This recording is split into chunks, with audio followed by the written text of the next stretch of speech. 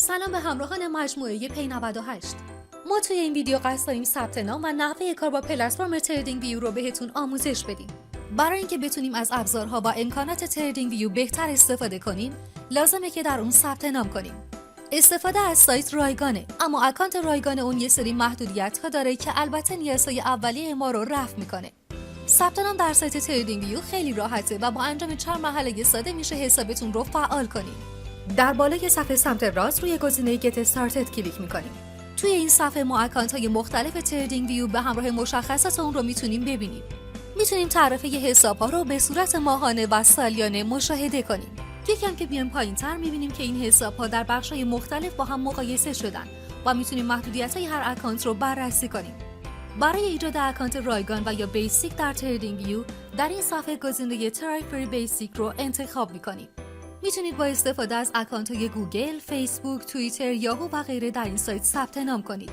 ما توی این ویدیو ثبت نام از طریق ایمیل رو بهتون آموزش میدیم. برای این منظور روی گزینه ایمیل کلیک میکنیم. در اینجا اول یک نام برای حسابمون تعریف میکنیم.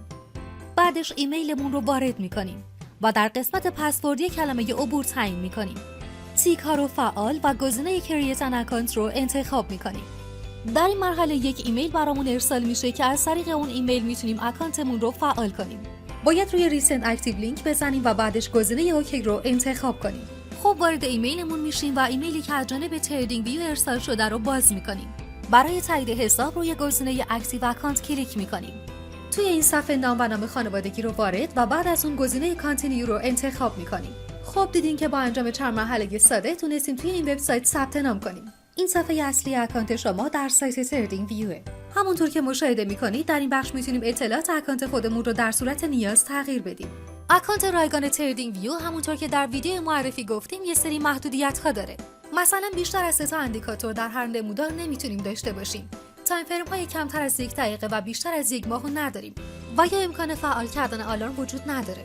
چون ما قصد داریم کار با این پلتفرم رو بهتون آموزش بدیم، گزینه چارت رو که در بالای صفحه قرار داره انتخاب می‌کنیم. با کلیک روی گزینه چارت وارد این صفحه میشیم. در وسط صفحه یک نمودار می‌بینیم که حرکت و تغییرات قیمتی ارز رو نشون میده. در سمت راست صفحه یک نوار عمودی وجود داره. این قسمت مربوط به عناصر اجتماعی اخبار و تریدینگ ویوه. با استفاده از این بخش میتونیم به یک تقویم شخصی دسترسی داشته باشیم، ایده ها و اخبار رو ببینیم، چت کنیم، آلارم فعال کنیم و غیره. در واقع اگه نیاز به پیدا کردن هر داده، لیست و یا اطلاعاتی داشته باشیم، میتونیم از این نوار استفاده کنیم. در بالای صفحه نوار افقی مشاهده میکنیم. با استفاده از اولین گزینه میتونیم ارزی که قصد داریم اون رو تحلیل کنیم انتخاب کنیم. انواع سهام ها، فیوچرز، فارکس، کریپتوکارنسی و غیره وجود داره. همچنین میشه ارز مد نظرمون رو از بخش سرچ جستجو و انتخاب کنیم. به طور مثال ما توی این ویدیو ارز اتریوم رو انتخاب میکنیم. در پایین صفحه گزینه لاگ و آتو رو میبینیم.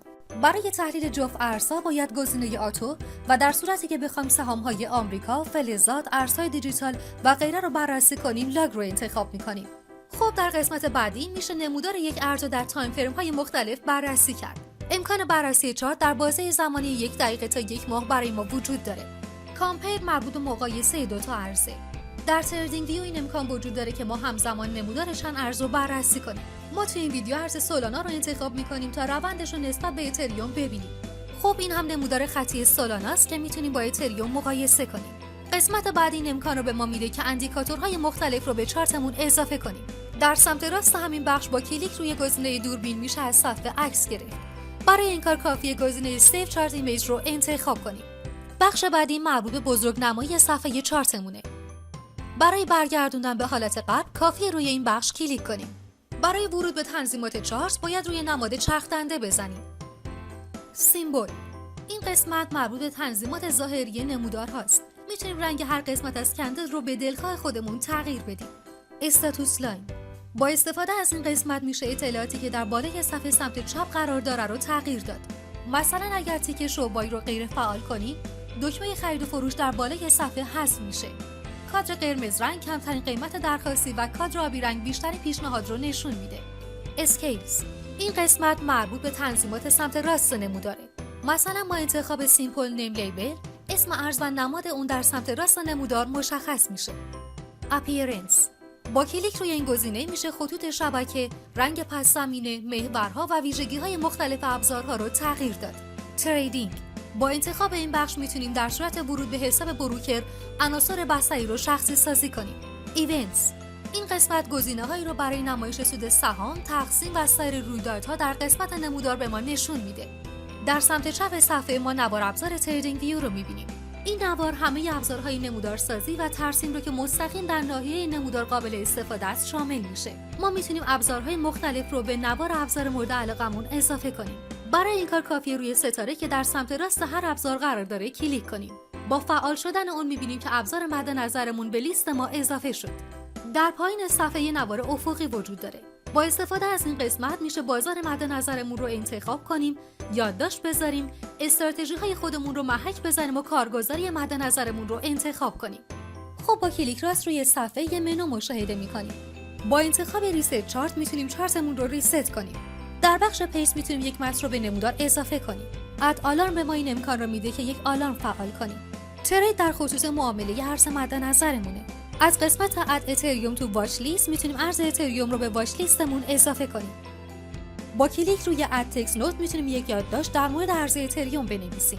با کلیک روی گزینه بعدی میتونیم خط عمودی که در محور زمان هست رو قفل کنیم. لاین مربوط به خطوط چارتمونه.